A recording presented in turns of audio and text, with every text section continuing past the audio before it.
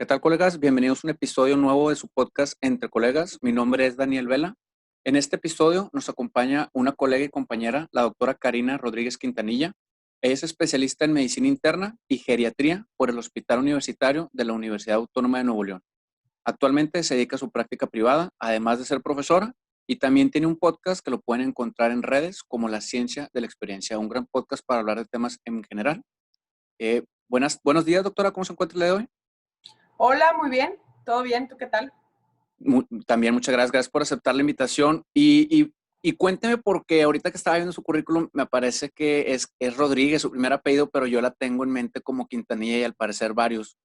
¿Por qué algunos creemos que se apellida Quintanilla como primer apellido? Porque decidí hace tiempo omitir mi primer apellido por temas ahí de mi relación con mi padre y pues bueno, eso fue en su momento, pero pues ahorita ya lo superé, entonces ya, Una secuela ya, personal. una secuela personal. Y bueno, te agradezco mucho la invitación, me gusta mucho tu podcast y quiero pedirte antes de seguir que nos hablemos de tu, por favor. Ok, claro. No, ¿Sí? qué bueno que te gustó. Yo también. Cuando empezaste dije, mira, qué bueno que fuiste la segunda colega, o más bien la primera colega que vi en el área de la salud que entró esto del podcast, al menos aquí en Monterrey. Y dije, órale, qué bueno que haya más médicos compartiendo conocimiento altruistamente, creo yo. Es muy necesario. Sí, perfecto. Y en esta ocasión, a los que nos escuchan, la doctora me ha estado ayudando, pues, de manera particular a entender junto con el doctor Jorge Escobedo el delirium, un tema muy importante, creo, o creemos todos, este, y hablaremos de ese tema. Así que para entrar de lleno al delirium, no al delirio, ¿qué es el delirium, doctora? Bueno, el delirium podríamos decir a grandes rasgos que es una alteración aguda en el estado cognitivo o el estado de alerta de un sujeto, de un individuo, ¿no? Esto sucede generalmente en el contexto de una hospitalización o de una cirugía, de una estancia en terapia intensiva o incluso durante el curso de la estancia en una residencia geriátrica, hablando de pacientes mayores o incluso en domicilio. Es menos digamos, la frecuencia en domicilio, pero también puede ser que suceda. Si uno quisiera conceptualizarlo, porque pues como médicos generalmente procuramos tener como criterios o un cuadro bien definido, ¿cuáles son los criterios más conocidos o los que más fácil podríamos recordar para poder identificar el delirio? Bueno, pues aquí hay aspectos digamos, muy importantes. Número uno, es una alteración aguda, ¿ok?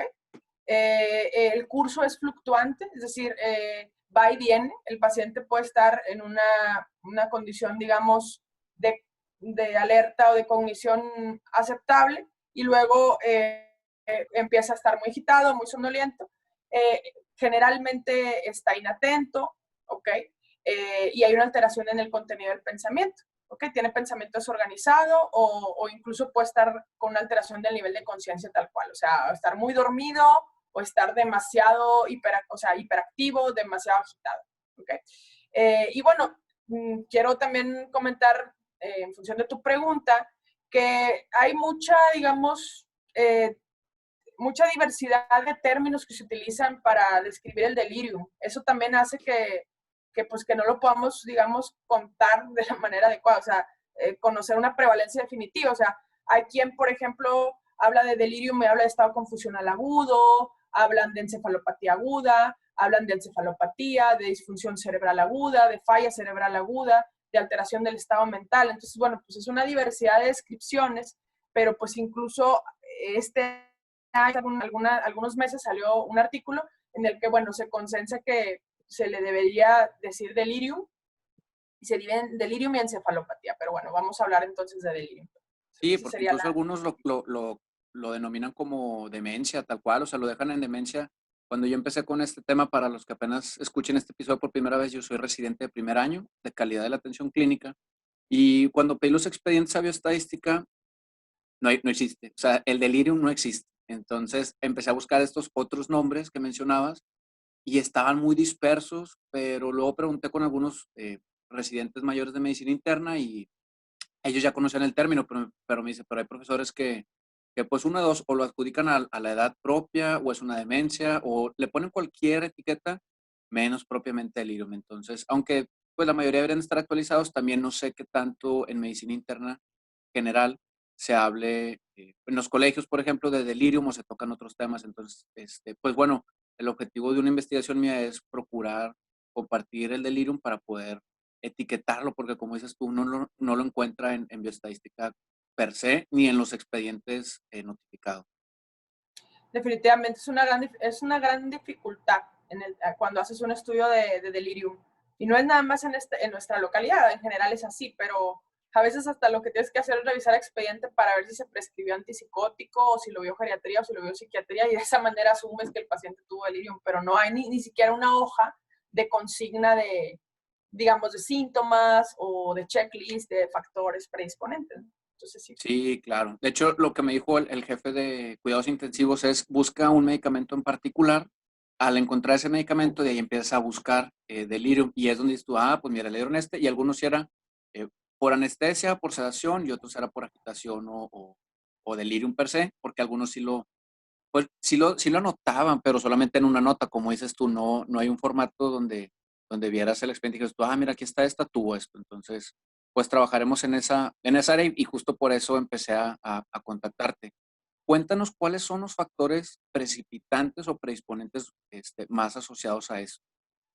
Sí, lo que tenemos que tener bien claro en el caso del delirium es que es una condición multifactorial y que es el resultado de la interacción de factores predisponentes que tiene el sujeto, o él o la mayor, y factores precipitantes. Entonces, esa combinación es la que hace que el paciente pues, desarrolle delirium. Tenemos, por ejemplo, como factores predisponentes, pues la presencia de cualquier trastorno neurocognitivo o demencia, ¿ok?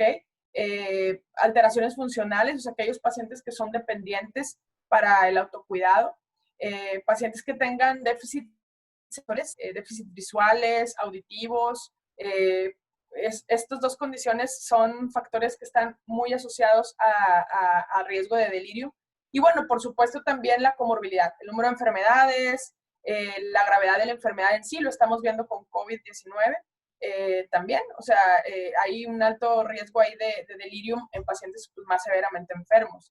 La presencia también de condiciones como depresión, ansiedad, o la historia de EBCs, de ataques isquémicos transitorios, pacientes alcohólicos, que quiero decirte que es muy frecuente ver pacientes con uso crónico de alcohol, pacientes mayores. Incluso el hecho de entre más edad, o sea, a mayores número de años, mayor riesgo, ¿no? También. Entonces, pues esos serían como factores predisponentes y que a propósito de lo que comentas, que no hay manera de, digamos, de cómo consignarlo, pues este podría ser una de las formas de tú poder evaluar al paciente cuando ingresa. Pues bueno, estos son sus factores de riesgo. Si tiene estos factores, hay que hacer esto, que es prevención, ¿verdad?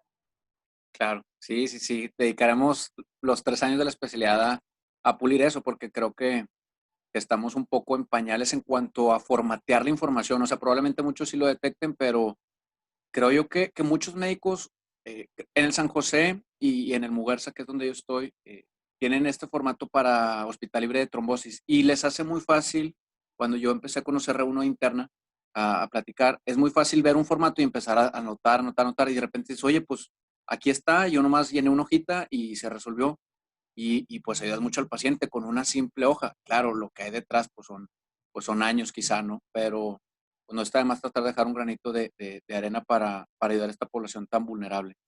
Te felicito por eso, porque de verdad es algo que debe cristalizarse en un formato, yo creo, de checklist, ¿no? Claro, Y sí, bueno, quiero interrumpirte para decirte algo ajá, del por qué es importante hacer esto.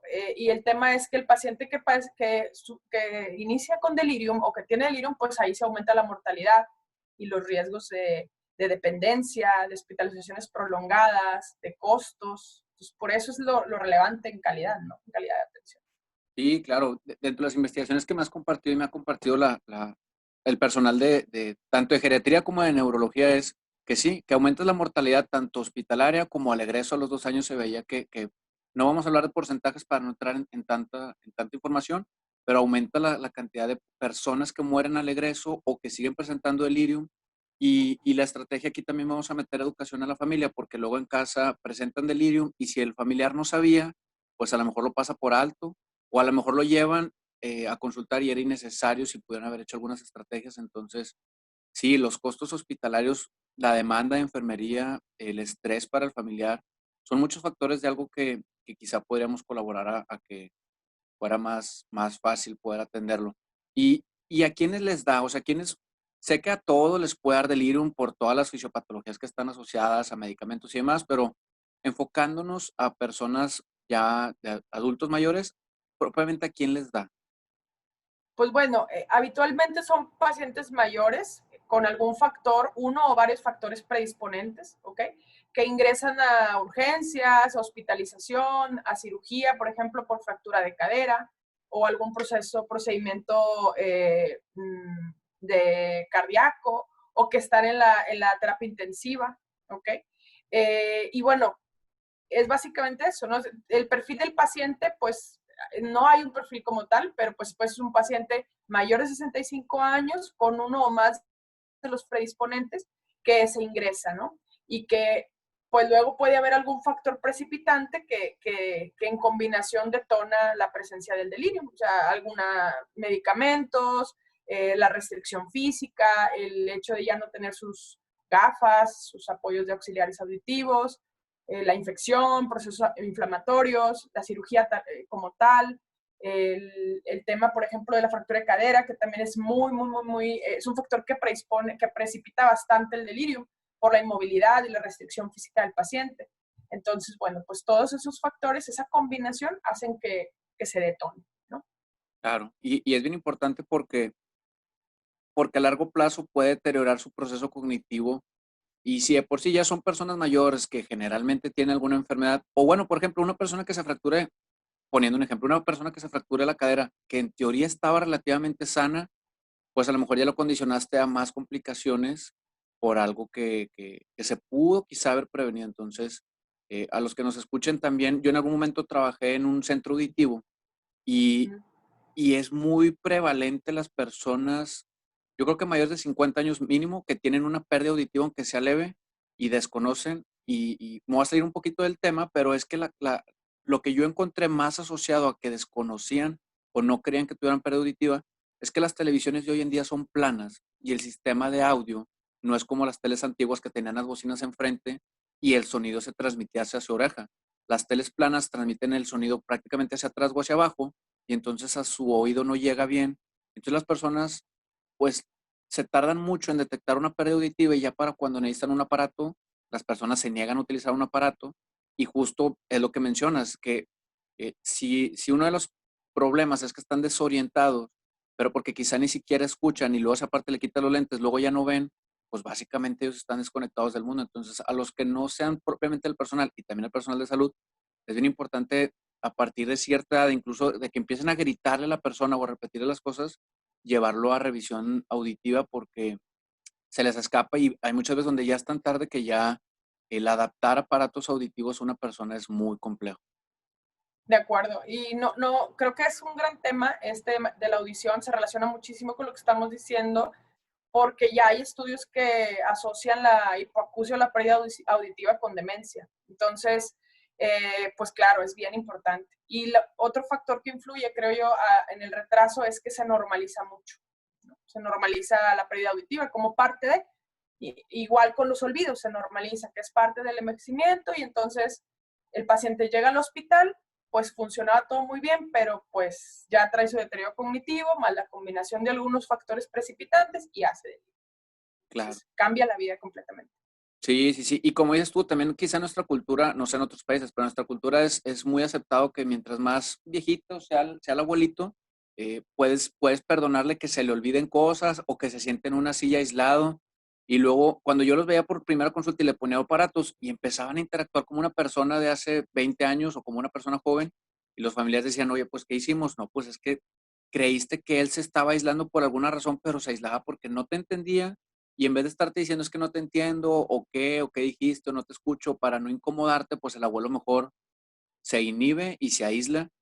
Entonces sí es bien importante entender que no es normal que un abuelito se aísle, o sea, el hecho de que hemos visto muchos ejemplos, creo yo, últimamente de personas de 60, 70, 80 años en mejores condiciones de salud físicas que nosotros, entonces la edad no es un condicionante de nada, creo yo. No sé, ¿tú qué Totalmente. opinas? La edad es un número nada más. La edad es un número y realmente lo que es relevante, y podríamos hacer 3 o 4 episodios, es la capacidad intrínseca del individuo y eso, ¿no? El hecho de cómo ha llevado a lo largo del tiempo el cuidado de su salud. Entonces, creo que eso es bien, bien importante y dejar de normalizar situaciones que pensamos normales en el envejecimiento, incluso los profesionales de la salud. Claro. Entonces, eso también les debemos mucho, yo creo, a los y las adultos mayores en esa parte. Sí, probablemente sí tendríamos que grabar un episodio por completo Sí, del tema de la no normalización de muchas cosas, pero para regresar al delirium y hacer un poquito más fácil para las personas que nos escuchan, ¿cómo se diagnostica? ¿Existen herramientas o cómo se puede hacer el diagnóstico rápido o no es tan rápido de delirium? pues sí, sí, digamos que tenemos varios tipos de delirium. Una vez que una persona presenta esta situación de alteración en su estado cognitivo agudamente, este individuo puede estar muy adormilado, o sea, con un estado de alerta muy, muy, muy, muy, digamos, bajo, en somnolencia, a veces estupor, y ese sería el delirium hipoactivo. Puedes tener el otro lado de la moneda, que es el que más, digamos, se nota, que es el paciente agitado, con muchas alucinaciones, con mucha verborrea, que se quiere bajar de la cama, que es el delirium hiperactivo, o una mezcla de estos dos, o sea, una combinación, la que es el delirio mixto. Habitualmente el delirium hipoactivo pasa desapercibido, porque se entiende como, pues estaba más dormido, ¿verdad? O sea, pues bueno, no digamos, no da más carga al cuidador o al sistema de salud. Entonces, pues bueno, no, pasa desapercibido. Pero digamos que la manera de hacer el diagnóstico, pues es clínicamente. Tú ves un cambio en el estado de alerta o en el estado cognitivo, mejor dicho, paciente internado o en el contexto de los que ya mencionamos, pues ahí tienes algunas herramientas que puedes utilizar, como el Confusional Assessment Method, que es una herramienta ya validada, traducida, y que puedes utilizar en donde puedes, digamos, ver ahí si el paciente tiene alguno, o sea, si tiene inicio agudo, curso fluctuante, si tiene pensamiento desorganizado, y si tiene inatención, y ahí vas haciendo los criterios, ¿verdad? Si te cumplen los criterios, entonces pues ya puedes hablar de que es delirium. Entonces, inicias ya la estrategia. También hay delirium, predelirium o delirium subsindromático, en el que no se cumple con todos los criterios de DSM-5 o de CAM, y el paciente, pues bueno, está en camino de hacerte ya el delirium y también hay que hacer la intervención. Entonces, Mencionabas pues una esa sería palabra la que me gustaría que nada más aclaras para los que a lo mejor no la conozcan. El paciente está en estupor. ¿Qué es esa definición entre una normalidad y entrar en el estado de estupor? Bueno, el estupor es un estado de conciencia en el cual el paciente, digamos que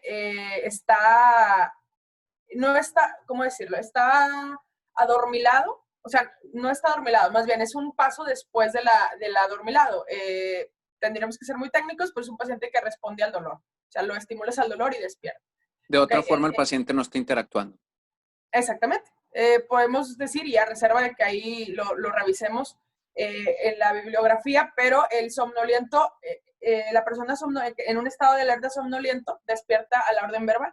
Okay. El estupor tiene que ser con dolor y el coma pues no despierta ni al dolor ni a la verbal. A reserva que me esté equivocando, pero No, estoy es nada más como para hacer esta diferencia en cuando una persona se acerca, por ejemplo, un enfermero o un médico se acerca a interactuar con el paciente, este estado de somnolencia o de hipoactivo, sí responde generalmente una pregunta, a lo mejor ya responde desorientado o muy lento, se tarda, pero sí el estupor ya es cuando tienes que haber una estimulación física, si no de otra manera no respondería.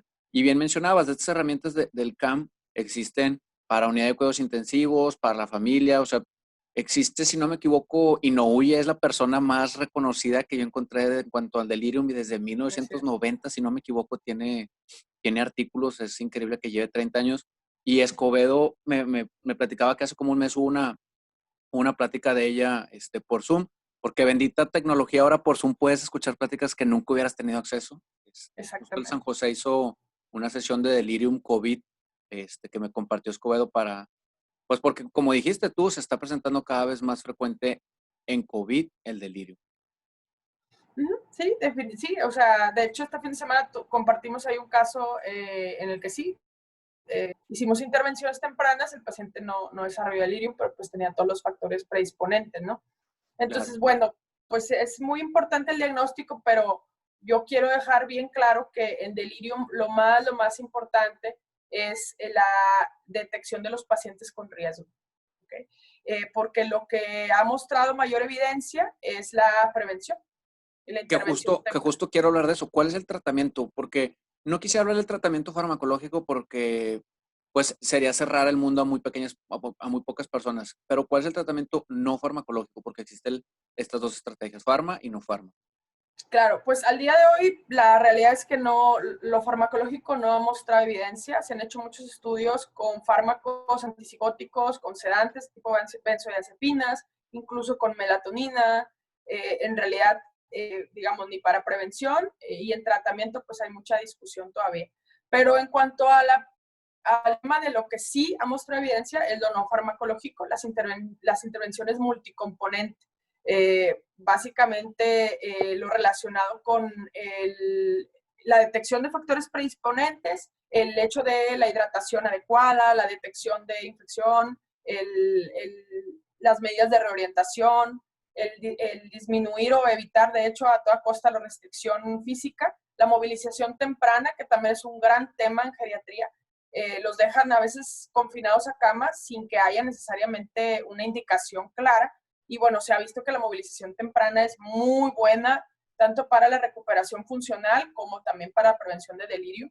El tema de la iluminación, yo al menos con mis pacientes en mi práctica privada, yo soy muy estricta en esa parte. Tiene que entrar a un cuarto con ventana, se tiene que dejar indicación de que se respete sueño nocturno, las luces de la habitación, y mucho los familiares también de que no hay que bajar persianas durante el día, porque eso también la familia tiene, y es algo que mencionabas hace un rato, la familia tiene muchísima influencia en cómo le puede ir al paciente. A veces la familia contribuye mucho a este tema, los dejan dormir durante el día, entonces digamos que ahí sí tienen que hacer intervenciones en ese sentido con la familia. Entonces, el hecho de que, por ejemplo, al momento de ingresar al paciente le dejes tener sus pertenencias de auxiliares auditivos, sus gafas, suenan cosas muy sencillas, pero no se hacen. O sea, al día de hoy siguen sin hacerse y tendrían que ser, y aprovecho la plataforma que tú me estás dando, tendrían que ser parte de la calidad de atención, y lo he dicho muchísimo, quien me conoce sabe que lo digo siempre, tienen que formar parte en la calidad de atención a una persona mayor. Se tiene que activar ese chip al momento que tú ingresas a un paciente, aunque sea electivo, aunque sea por una fractura de un dedo. O sea, tenemos que hacer esto porque de verdad la sobrevida puede cambiar si el paciente presenta delirio. Entonces, esto ya se hace por ejemplo, Estados Unidos tienen ellos un programa que se llama HELP. Entonces, tienen ya estandarizado todo lo que hay que hacer. Entonces, a grandes rasgos serían las intervenciones.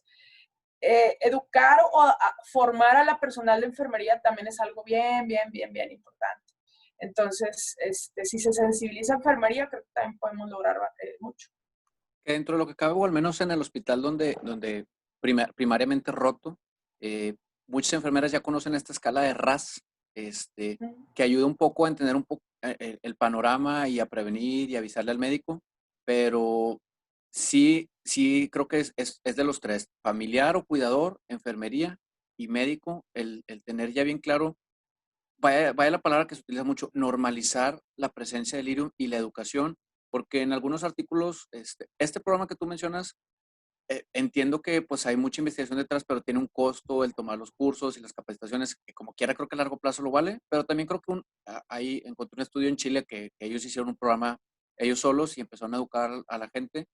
Y este tema de la movilización, ellos comparaban la movilización pasiva y activa, que no necesariamente ponerlos a caminar, pero pues que le empezaron a mover las piernitas, los brazos, activarlos en su cama y disminuyó considerablemente, al menos un 20% la presencia. Entonces, pues si de por sí ya un tercio es prevenible y luego le elevas un poquito más, y a veces el familiar está hicieron ellos una encuesta al familiar de ¿te gustaría saber el tema? ¿Te gustaría participar activamente? Y el 90% afirmaban que les gustaría incluirse. Incluso muchos recomiendan meter algún calendario, una foto de algún conocido, preguntarles todo. Es algo que no se hace, pero preguntarles qué día es, qué hora es, en dónde estás y por qué estás. Ya Así si, es. si dices tú, oye, nada respondió, no está validada la herramienta, pero prácticamente te está indicando de que pues va por ahí, ¿no? Claro, y algo bien importante que no hemos mencionado es que es súper, súper, súper relevante abordar el estado cognitivo del paciente antes del internamiento. Es decir, preguntas muy sencillas como pues si padece demencia o si ha notado olvidos en los últimos 6 meses. Yo siempre hago ese énfasis con los residentes, o sea, y bueno, los residentes de geriatría están más sensibilizados, pero sí es importante abordar cuál era la condición del paciente antes de que llegara al hospital, ¿no? Ya te puedes ir dando una idea si él ya era dependiente, por ejemplo, para la medicación o por si tenía algunos olvidos, ver qué tipo de olvidos eran, pues ya tú vas entendiendo ahí que el paciente tiene cierto deterioro cognitivo y que ya es un factor predisponente. Porque la familia, nuevamente, a veces normaliza los olvidos. Entonces, es conocer ese estado previo del paciente te va a ayudar a entender el cambio que tenga en el hospital.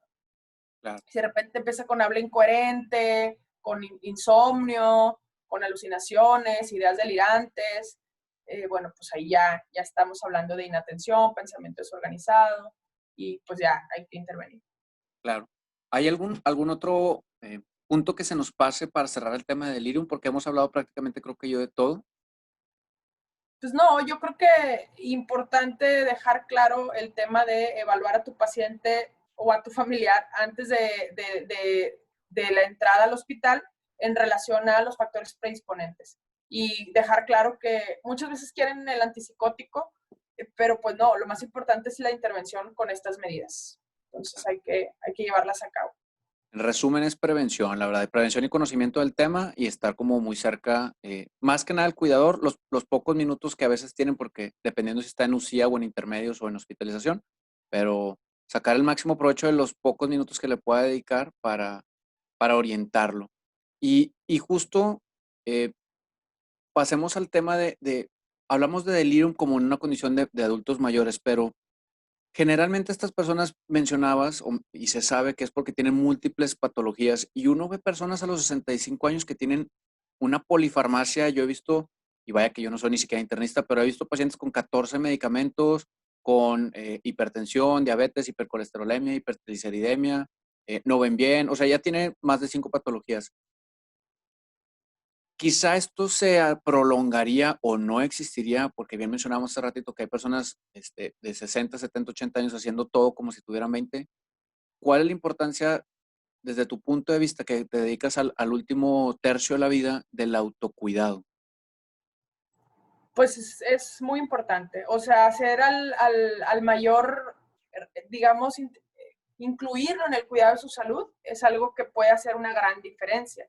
Y esto que mencionas de las personas que tienen multimorbilidad, que tienen muchas enfermedades, pues nos demuestra la necesidad y la gran área de oportunidad que hay en que el individuo se haga responsable de su salud. Ojo, no estoy diciendo que esas personas no sean responsables de su salud.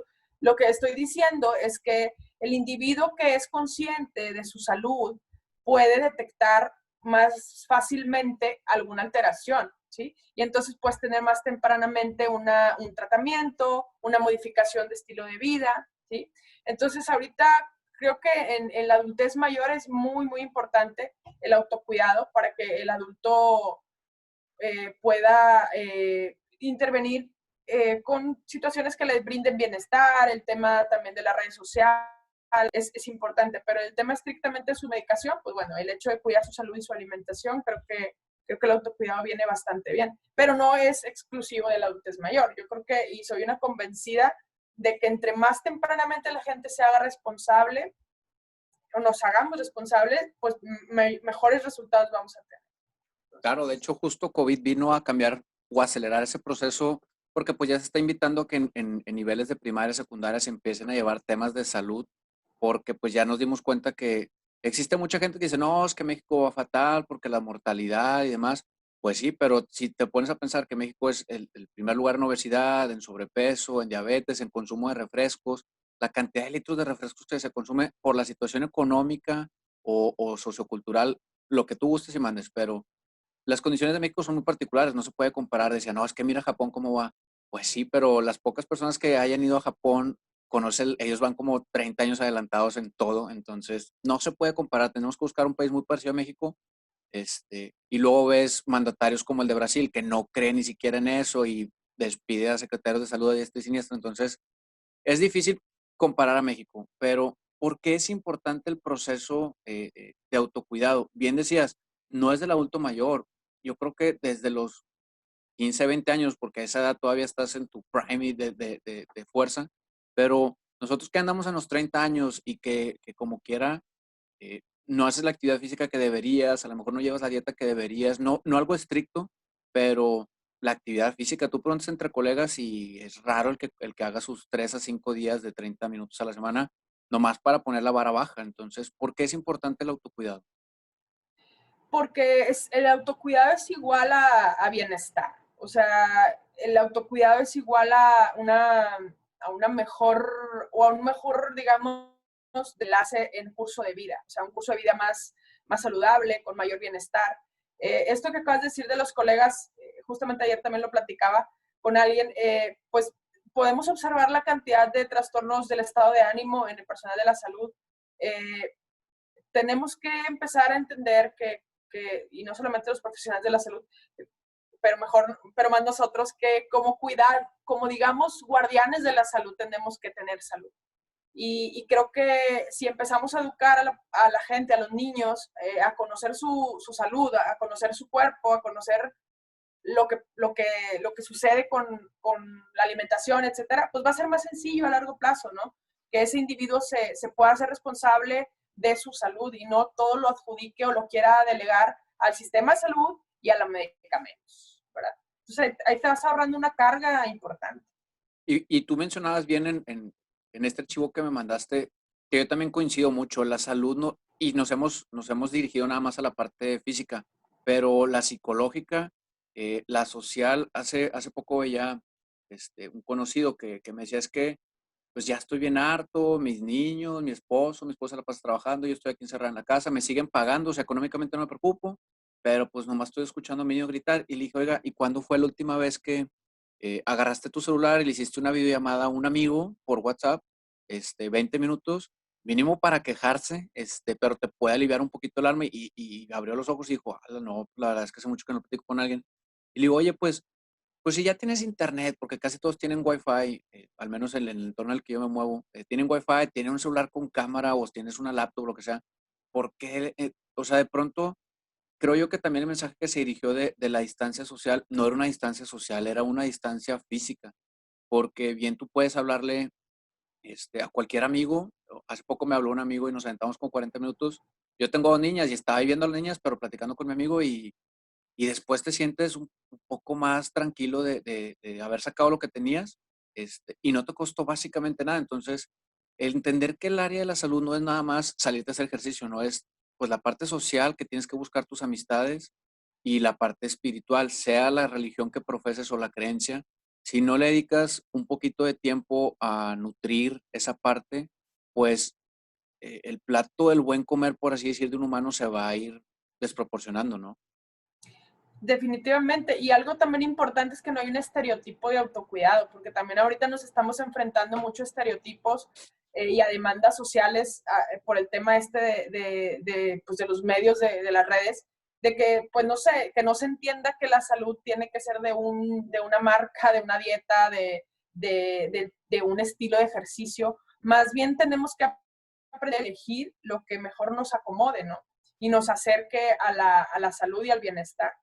Pero pues eso también creo que genera mucho estrés en las personas, porque a veces más bien el ejercicio o el hacer X, Y, Z dieta, lo hacemos más bien para estar dentro como del rigor de lo que debe ser, cuando pues en realidad la vida es generar tu propia fórmula, ¿no? Elegir tus propias variables y hacer tu propia fórmula de salud y bienestar. Y es un factor importantísimo, lo podemos ver en las comunidades de las zonas azules, eh, ellos no, generalmente, porque discuten mucho lo del alcohol, yo soy una de las que defiende el uso de, digamos, del vino tinto, etcétera, y hay ciertas objeciones, pero bueno, lo que voy es, disfrutan tomarse un sake, ¿no? O sea, la bebida es para celebrar, no es para salirte del estrés, del hartazgo que tienes en tu vida. Entonces, debemos empezar a voltear a ver esas comidas y sus estilos de vida, ¿no? Para establecerlos. Sí, fíjate que digo, el vino tinto es una muy buena opción, el tequila es otra, el mezcal, la cheve. Yo cuando me dedicaba a la consulta como médico general, el tema psicológico siempre es prevalente, o sea, independientemente de sea COVID o no, los veías bien agobiados y le decías, oye, y te echas una cheve, y no, doctor, ¿cómo le digo?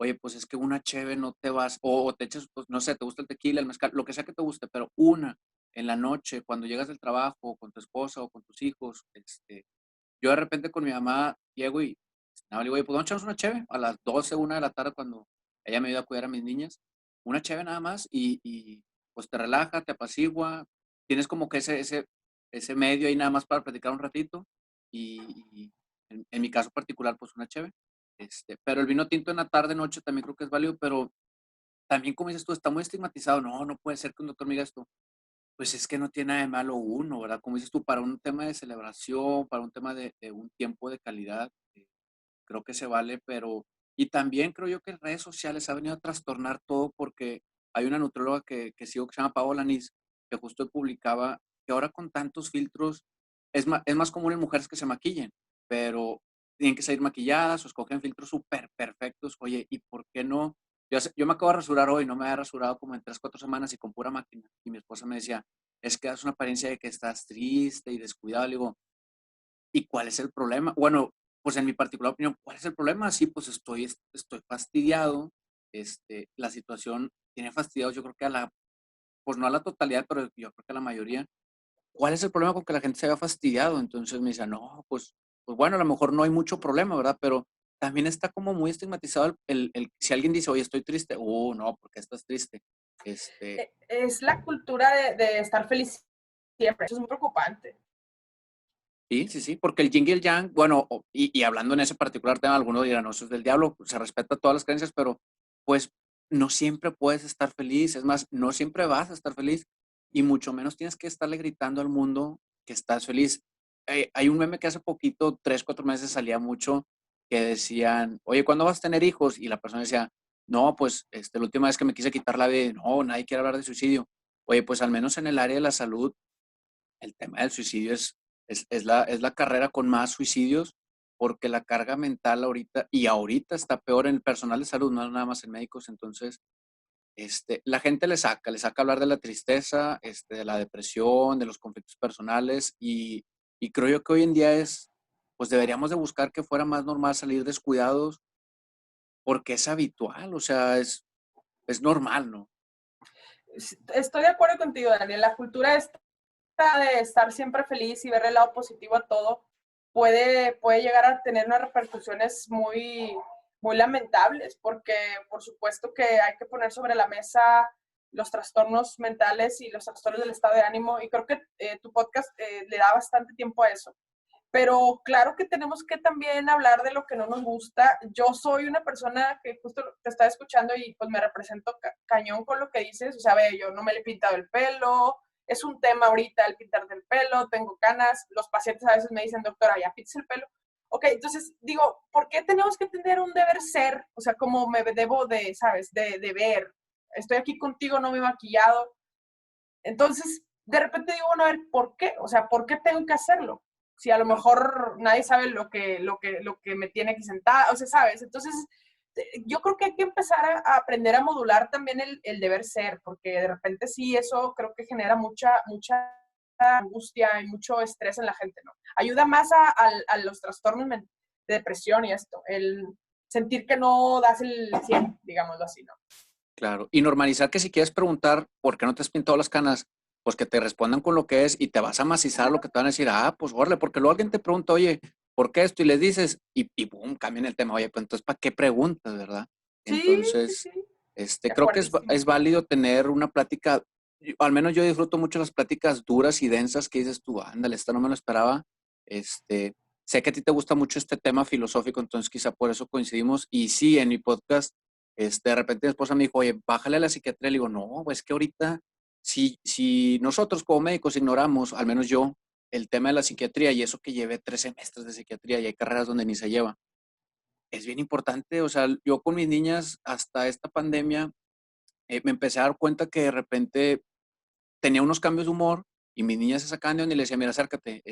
No sé, yo reaccionaba y hablando como paréntesis ahí, un día se me iba a caer mi niña de la cama y le grité bien fuerte y empezó a llorar y me dijo, es que me regañas. Y, le digo, y entré en ese estado de que dije, no, o sea, no estoy enojado, me asusté bastante y le dije, mira, generalmente los hombres, y generalmente no globalizo, pero generalmente los hombres cuando se asustan gritan enojados, pues porque se ven en peligro, ¿no? Entonces ya la senté, como dicen muchos psicólogos, pues con la visión en el mismo nivel y le expliqué, mira, los hombres cuando se asustan pasa, bla, bla. Y la niña empezó a bajar su ritmo porque pues le tocaba su corazoncito a tranquilizarse, pero también normalizamos mucho ciertos estereotipos de comportamiento y ahorita que estás encerrado, al menos en mi caso, que estoy encerrado mucho tiempo con mi familia y muy particularmente con mis 2 niñas, y empieza a ver ciertos cambios que dices, tienes que identificar y luego, en mi caso, que tengo niñas, tienes que explicarles qué está pasando, si no, luego ellas crecen creyendo que todo eso es normal. Claro, sí, no es un tema, el tema y la crianza, yo los admiro muchísimo a ustedes que han decidido esa gran misión. Es un tema, o sea, la crianza es una gran responsabilidad.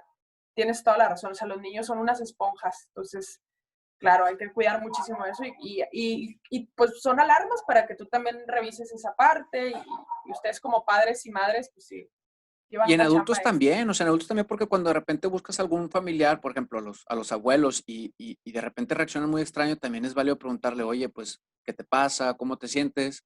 Pero no el cómo estás tradicional, sino cómo te sientes, ¿verdad? ¿Cómo la sobrellevas? También siento que la gente no quiere hablar de este tema, pero es válido hablar y es válido. Alguna vez me tocó una paciente que en el consultorio empezó a llorar porque su esposo falleció hace 2 años y decía, es que cuando lloro mis hijos me dicen que no llores, que porque te hace mal.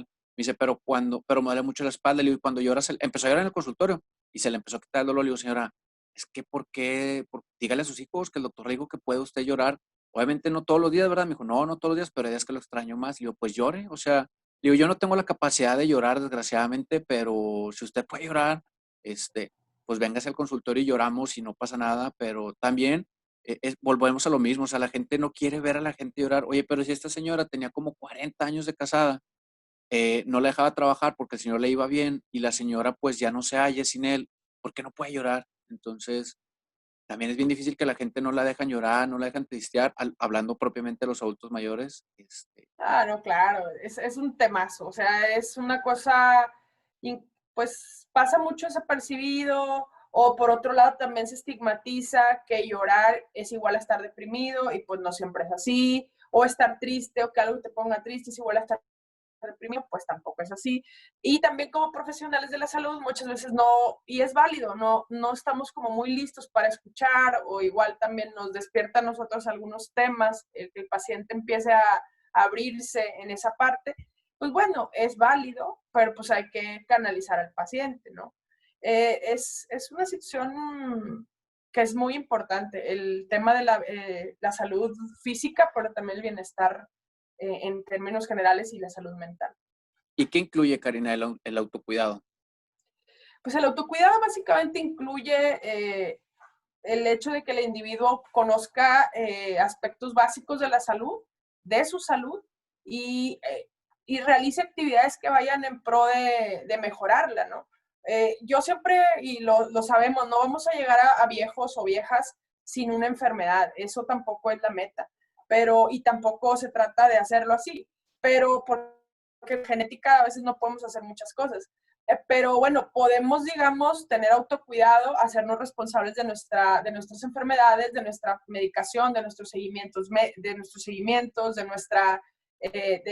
la calidad de los alimentos que consumimos.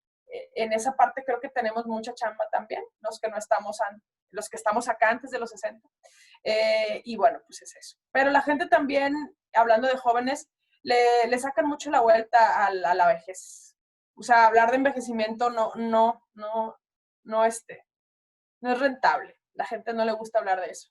Pero la gente como tú, que eres emprendedora, empresaria, por así decir, porque entras en esa categoría, hay un amigo que tengo gran estima, Eliudis Guerra, que mucho platicábamos de, ahorita le estás fregando por acumular bienes y demás, pensando o idealizando en que si los últimos 10 años de tu vida los vas a gozar, en teoría vas a tener un ingreso, tu familia ya va a estar, pues, desarrollada, pues inviértela que tu cuerpo algo en la consulta, algo que yo hago mucho énfasis es en ver los dientes de los pacientes, porque mi cuñada es dentista y como el 50 o 60% de los pacientes tienen los dientes hechos trizas. Entonces yo le digo, oye, cuídate esas muelas, porque cuando tengas 60 años no vas a poder comer carne asada y se les quiebra la mirada. Y que es la manera en la que yo he tratado de hacerle conciencia, porque yo vivo pensando en que ojalá pueda vivir no sé, de los 60 a los 70 años sin ninguna preocupación más que las cotidianas, pero poder estar en un estado en el que pueda, yo veo ahorita a mis papás y a mis suegros, pues que pueden cuidar a los nietos, que están dentro de lo que cabe saludables, cargar, jugar, pero nosotros llevamos un ritmo muy diferente a los que llevaron nuestros predecesores. Entonces, pues si el mundo para los humanos sigue existiendo, o los humanos seguimos existiendo, tenemos que pensar en que si lo único que vamos a gozar relativamente es esos últimos 10 años de vida, pues tienes que cuidar tu cuerpo porque si no vas a llegar a los 60 años conectado a algo médico o retacado de medicamentos o con dispositivos. Entonces, sí, casi nadie le entra ese tema de que lo que no hagas ahorita te lo va a cobrar caro. Pues es que en el afán de alcanzar el éxito, nos acabamos nuestra salud mental y física. Este tema es muy competitivo y yo creo que lo primero que tendríamos que hacer es empezar a disfrutar. Se oye súper trillado, pero de verdad, o sea, lo de hoy, este momento es pues nuestra propiedad real. Entonces, sí, claro, yo puedo tener 5 fondos de inversión para el retiro, para ganar 80,000 pesos mensuales cuando cumpla 65, pero pues esto es solamente un plan. Entonces, se nos va la vida construyendo el momento ideal en el que no voy a tener preocupaciones, no voy a tener pendientes. Ese tiempo tiene que empezar ahorita, porque si no nuestra reserva cognitiva y nuestra reserva física se va a acabar. En todo este estrés es demasiada la demanda de tiempo y emocional que tenemos como individuos en esta sociedad. Y Y que como sociocultural también piden, o sea, es que ya tengas claro, tu casa nueva, ¿cuándo vas a comprar casa? ¿Y cuándo vas a tener tu carro? ¿Y cuándo vas? Oye, espérame, o sea, no sé, yo de repente tengo ahí muchos roces con gente porque yo preferiría, eh, honestamente, ves a la gente de colonias populares y ellos están afuera con su mecedor y su caguama el sábado con la bocina todo lo que da, gritando, jugando y demás, y dices, quién sabe qué es mejor, si vivir como ellos o vivir, como dices tú, con 2, 3, 4 trabajos en chinga, saturado, estresado, pero tienes tu casa en una excelente colonia con tu carro del año y poco tiempo para la familia y de repente dices, no sé, COVID vino a mover mucho eso de, oye, y si mañana te da COVID se acaba todo, pues ¿de qué te sirvió? Ni siquiera aprovechaste el tiempo con los tuyos, por este afán de la riqueza.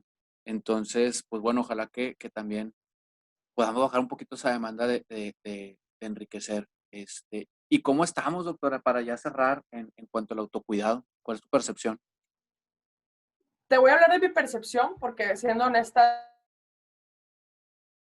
no hay muchos estudios. Los estudios que hay son particularmente en diabetes, donde se ha medido el beneficio del autocuidado y pues ha dado buenos resultados. Yo lo que te puedo decir es que digamos, apenas empezando a ver este tema, al menos en México. Y pues a mí sí me da gusto que se vaya a implementar una materia.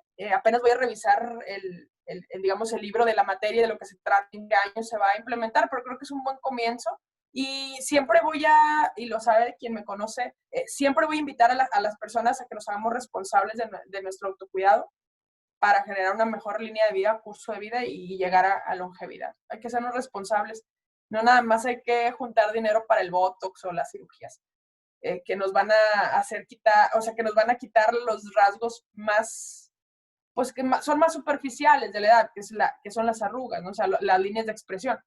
pero pues no podemos quitar, digamos, el envejecimiento cognitivo o, digamos, el deterioro o la neurodegeneración con una cirugía, sino más bien podemos hacerlo a través de modificaciones importantes de nuestro estilo de vida.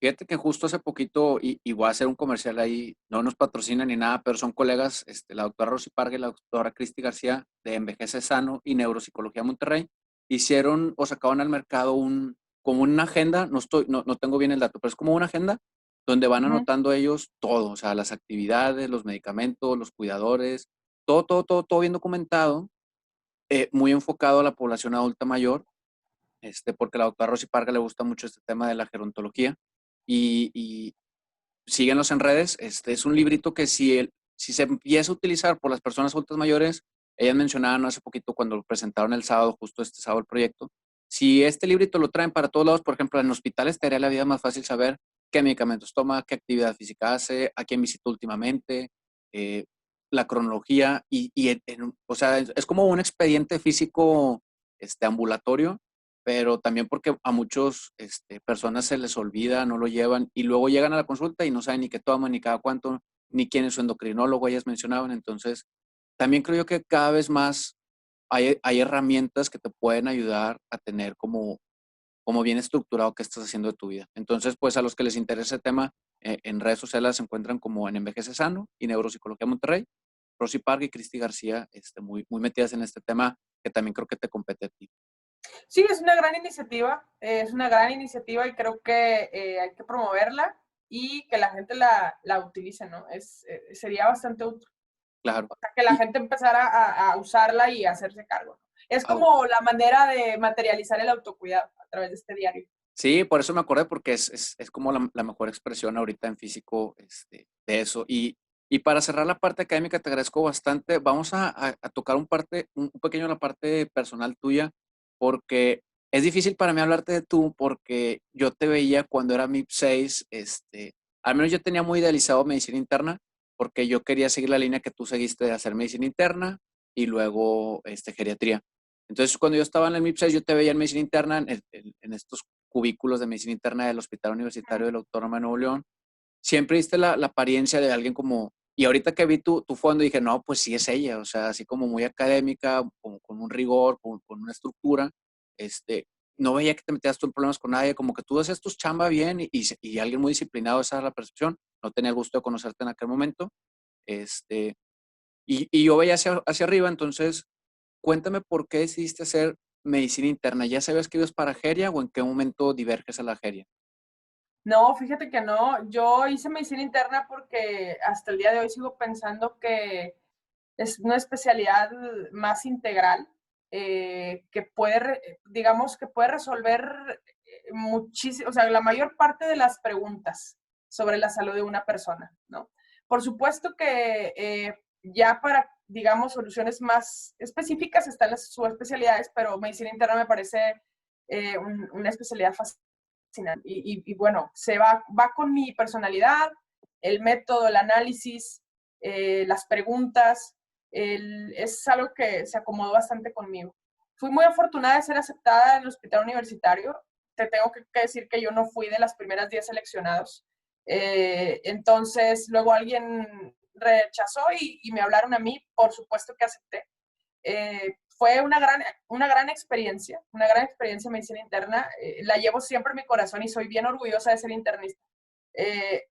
Fue un gran tiempo, otras épocas, la realidad, en cuanto al tema de la formación académica y asistencial. El archivo es un gran centro formativo. Entonces, creo que, bueno, fui muy afortunada, pero siempre quise ser neumóloga intensivista. Esa era mi finalidad, ¿no? Y los maestros lo saben, todavía hoy me lo dicen. Ya estábamos a palabras, así que para mí la terapia intensiva era, no, yo estaba pero enamorada. De hecho, siempre les digo que es como el primer amor, con ese amor que no se concretan las cosas y finalmente te vas por otra situación. Luego, yo tuve la influencia de uno de los R3 cuando yo era residente primer año, con quien estuve rotando muchísimo y él terminó siendo geriatra. Entonces, tuve muchísima influencia de él en sus maneras. O sea, digamos que en la residencia, particularmente en los hospitales universitarios, pues tus residentes mayores influyen en ti en todo, para bien y para mal. La realidad es así. Entonces, más que tus maestros, son tus residentes mayores a quienes les aprendes. Entonces, bueno, me influyó muchísimo y luego me fui a rotar a geriatría. Y pues la verdad es que me cautivó. Se me hizo... Yo recibí el comentario de un residente de hematología cuando ya era R3. Me dijo, Karina, reconsidera neumointensivos, porque tú eres una persona muy de hablar, muy humana, muy de comunicarte, muy social. Me dijo, entonces podrías hacer mucho, valora, o sea, considéralo. Pues bueno, tomé en cuenta su recomendación. Me dijo, no es porque la neumointensivo, si quiero aclararlo, no es que no sea humana, es más bien que no hablas tanto con los pacientes. Entonces, él a eso se refería. Entonces le dije, ok, pues bueno, gracias, ¿no? Roto por geriatría y me doy cuenta del mundo tan complejo que es ser geriatra, porque no nada más es el final de la vida y la paliación. Y eso también, quien me conoce sabe que desde que entré a geriatría me propuse hacer de la geriatría algo realmente de ciencia, o sea, reivindicarla. Entonces, entré a geriatría, empecé a rotar ahí, empecé a ver que, pues oye, desprescribir es igual de complejo que manejar un ventilador, indicar un antidepresivo, manejar el tema de las caídas, o sea, empecé a ver que dije, oye, esto está muy interesante.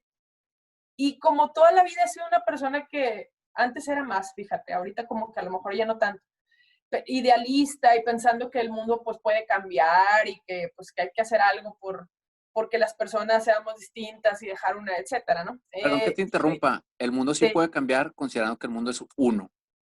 Totalmente, de acuerdo, sí. Pero sí estarás de acuerdo conmigo que hay etapas en la vida en las que uno piensa que realmente puedes tú cambiar el mundo. Claro. Y luego llega el momento en que te das cuenta que el que tiene que cambiar eres tú y que luego que cambies tú, pues bueno, en fin, eso ya es otro tema, ¿no? Pero el caso es que dije, mira, esto se conecta súper bien con esta parte de la satisfacción que yo quiero tener. O sea, yo me di cuenta que el hecho de que tú prescribas un medicamento en el adulto mayor, le cambias la vida. Un gran logro. La calidad de vida cambia completamente. Entonces, empezar de la satisfacción que es mejorar la calidad de vida de una persona, que entiende además que ya está en lo peor de su vida, que ya está en el peor momento. Dije, oye, no, aquí hay mucho que hacer. Entonces fue un dilema muy grande, ¿eh? O sea, todavía un día antes de la aplicación a la sub, tuve la duda de qué iba a hacer. Y me fui por geriatría. Me fui por geriatría, pensando luego que yo soy súper comprometida y dije, bueno, pues, o sea, si me voy a intensivo, pues no voy a dormir nunca. Lo que te puedo decir es que aún en geriatría sigo siendo igual de intensa y me encuentro con los intensivistas a veces en los hospitales y pues andamos igual, el mismo ritmo, o sea, realmente no tiene que ver con la especialidad, sino más bien con la personalidad. Y me quedé en geriatría y pues aquí estoy. Entonces, sí te puedo decir que ha evolucionado mucho mi pensamiento en geriatría, o sea, es como ver muchas películas de vida todos los días y así, son grandes lecciones, o sea, grandes lecciones de vida, muy reflexivo todo. Y sí, también mi visión de la geriatría ha cambiado. O sea, por ejemplo, ahorita te puedo decir que estoy más enfocada al autocuidado, a la gerociencia, al tema de la intervención en poblaciones jóvenes. Por supuesto que me encanta ver mayores, obviamente estoy viendo mayores y me encanta, pero pues hay muchísimas ramas que puedes ahí atender. Entonces, pues así fue mi camino. Estoy muy orgullosa de haber pertenecido a la residencia de medicina interna y de que me hayan aceptado también geriatría del hospital universitario. Desgraciadamente no se pudo que yo pudiera continuar allá como profesora, pero bueno, pues digamos que todo ha estado bastante bien con mi vida profesional. Perfecto. ¿Y cómo surge la ciencia de la experiencia podcast que diriges? Soy muy inquieta, Daniel. O sea, soy súper inquieta.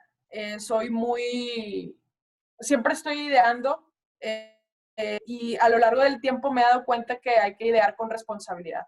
Entonces tampoco se trata de escupir las ideas nada más así, porque a veces puedes hacer también daño. Entonces, me pareció que el podcast es una gran herramienta para informar y el objetivo fue, vamos a dejar esta información desde la gente que sí sabe, para poder combatir y hacer más débil a la pseudociencia. Entonces, ese fue un punto y el otro fue, hay que promover que envejecer no es una enfermedad. Ese ha sido uno de mis grandes objetivos desde siempre que entré yo a este tema de la geriatría. Y bueno, pues con mi socia de la empresa me apoyó y estamos ahí, ¿no? Haciendo el podcast. Pues Pero pues ese fue el... te felicito porque es un buen proyecto. Se ve que lo tienes como estructuralmente y físicamente muy, o sea, le has invertido, y se veía bien, o se ve bien, perdón, cuando iniciaste yo decía, oye, pues entró, no empezó, yo empecé bien rústico y en algún momento sigo, pero tú empezaste con toda la producción muy bien y dije, oye, pues qué bueno que alguien en el área de la salud, que también es un área que a veces pues no le dedicamos mucho, y a mí en lo particular me gusta mucho el tema del podcast porque pues puedes escuchar a dos profesionales de la salud hablando. No he visto muchos que me gustaría mucho hacer como, pero ahorita no se puede. Mesas redondas de hablar o sea, tres, cuatro de algún tema en particular, porque pues en la tele no encuentras, en YouTube tampoco encuentras. Y a mí me gusta mucho escuchar, yo lo inicié porque a mí me gusta mucho escuchar a la gente del área de la salud hablar del tema que domine, pero pues mejor escuchar tres o cuatro de temas diversos y se pone buena la discusión. Totalmente, y creo que, bueno, yo te confieso que cuando yo empecé con la propuesta, con la gente que empecé a proponer esto, no recibí mucha atención, y eso es algo que me pasa con frecuencia, la verdad, pero yo creo que ahorita tanto a ti como a mí nos están dando el tiempo y el COVID, de que estas son unas grandes herramientas de comunicación y de difusión de información, entonces, pues bueno, yo creo que hay que seguir, ahí estamos con el podcast, se ha bajado el ritmo, pero pues ahí traigo ahí unos planes, espero que se concreten para poder empezar otra vez a agarrar ritmo. Claro, perfecto. Pues bueno, Karina, muchísimas gracias por el tiempo que destinaste. Creo que queda pendiente grabar más episodios porque pues hay muchos temas de dónde cortar, pero te felicito por la trayectoria que hasta ahorita llevas a tu corta edad, porque la verdad es que es una corta edad la que tienes, y pues desearte los mejores de los éxitos en todos los proyectos por venir. ¿Dónde te pueden encontrar? Aparte si no me equivoco, en Instagram sale como la ciencia de la experiencia, ¿verdad? Sí, pero no, en mis redes personales, Twitter, karinamed83 y en Instagram es arroba doctora Karina Q. Esas son mis redes personales y ahí estoy haciendo ya mi página también, pero de pronto la sacamos. El 8-3 sin estigma a la edad. Sí, no, hombre, yo soy una mujer que nunca ha tenido problemas con eso con la edad. Tengo 36 años, estoy orgullosa de mis errores y de mis aciertos y la verdad es que estoy contenta. Pero bueno, ha sido complicado, pero aquí estamos. Sí, lleva todo un proceso. La verdad es que lleva todo un proceso. Sé que le metes a la filosofía por ahí. Creo que algo tienes que ver con los hermanos Rusarín. Has estado en cursos o demás. O sea que sé que cultivas el alma, ¿no? Sí, sabes que de un tiempo para acá he aprendido a guardar más silencio. Me di cuenta que no sabía escuchar. Entonces estoy aprendiendo a guardar silencio aunque no parezca, y a poder aprender a raíz del silencio y hacer mejores preguntas. Y bueno, con los Rosarín nada más ahí estoy en el curso de Mindshop y bueno, me gusta el estilo y las ideas. Entonces, pues ahí Claro. estoy. Sí, sí, tiene buena filosofía y manera de ver la vida. Pues muchas gracias, Karina. ¿Algo más que quieras decir antes de cerrar el episodio? No quiero agradecerte mucho el tiempo. Estoy pues a tus órdenes y pues nada, solo gracias y pues hasta luego. Perfecto. Gracias a ti también por acompañarnos y a todos los colegas que han llegado hasta este punto. Muchísimas gracias por acompañarnos. Nos vemos la próxima semana con otro episodio a continuar viviendo nuestra misión. Muchas gracias.